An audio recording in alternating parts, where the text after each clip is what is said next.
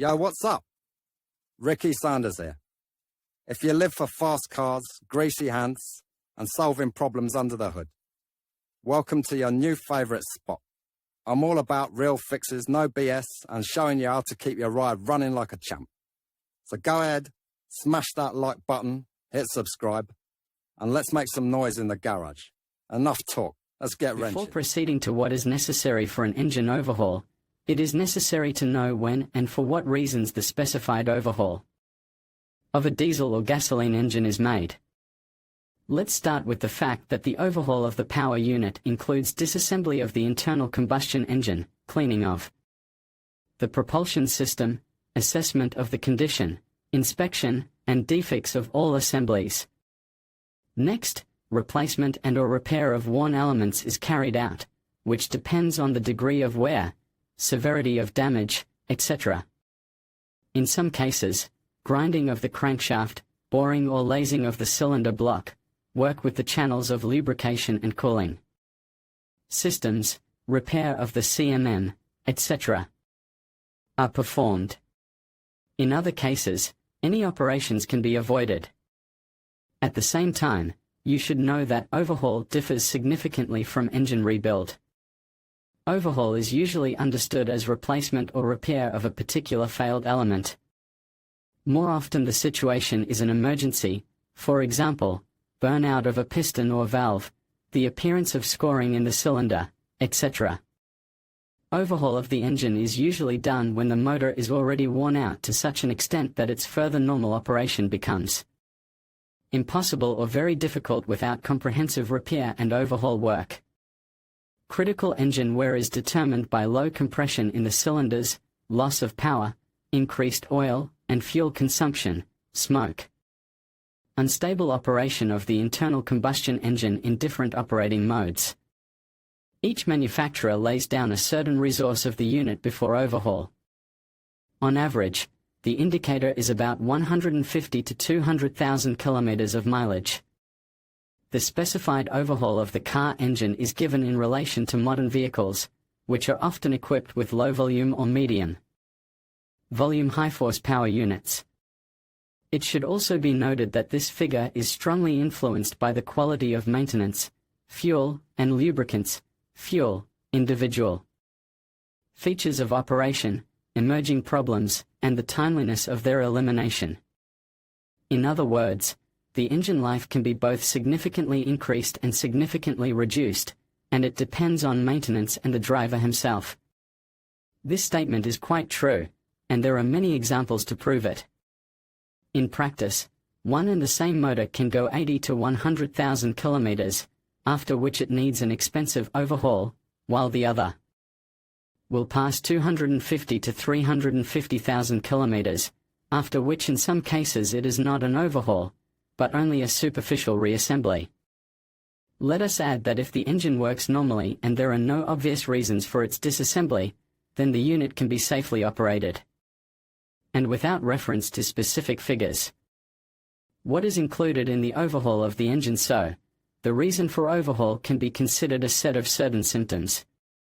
These include permanent soot on the spark plugs, significant increase in oil consumption, excessive fuel consumption, the engine smokes blue or syrupy smoke, low compression on the cylinders, a large amount of crankcase gases, loss of power from 15% or more, knocking during operation of the internal combustion engine, insufficient pressure in the lubrication system, motor overheating, unstable operation of the unit at different modes, etc. What spare parts are needed? Let's consider the list of spare parts for overhaul of the power unit. Piston group set. It includes pistons, piston rings, piston pin. If the block is linered or there is such a need, then the liners are purchased accordingly. When buying a piston group should not be in a hurry, you must first take the block to the place where you are going to sharpen and only after measuring the master will tell you what repair you need to buy pistons. Here it is a matter of desire. If you want, you can buy pistons with notches, especially useful if you are experimenting with cut gears, etc. And the chain, despite its reliability once in 20 years can break, and then the meeting of pistons with valves is inevitable. The main and connecting rod liners are purchased after the crankshaft has been ground. After grinding the crankshaft, the master will tell you what inserts you need to buy: 0, 25, 0, 50, 0, 75, 1. It depends on the degree of wear of the crankshaft. It is better to take original liners. Oil pump. This case is quite controversial, but I prefer to change it when carrying out an overhaul. Many say that it can last a very long time. I do not take into account such stories. To do so, do. The camshaft. I also recommend changing, but if it is very bad with finances, you can postpone its replacement, but it is not desirable. Although if the camshaft is in good condition, you can keep it. The intermediate shaft, auxiliary drive shaft, piggyback, is the shaft that rotates the ignition switch and oil pump and is driven by the engine chain. This shaft greatly affects the pressure in the lubrication system. If the bushings are badly worn, the oil pressure drops significantly. When overhauling the engine, the bushings are necessarily replaced, machined with reamers. The shaft is also either ground or replaced with a new one. There is also an intermediate shaft on ball bearings. This, in addition to increasing the resource of the promval, also allows an increase the pressure in the lubrication system. From all this, it is necessary to deduce that at the time of sending the block to the prototype, it is necessary to buy a new or take with you old promval for you to replace the bushings and grind the shaft.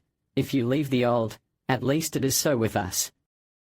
If the cylinder head is repaired, it is necessary to buy valves, valve glands, springs, if the old ones do not hold the force.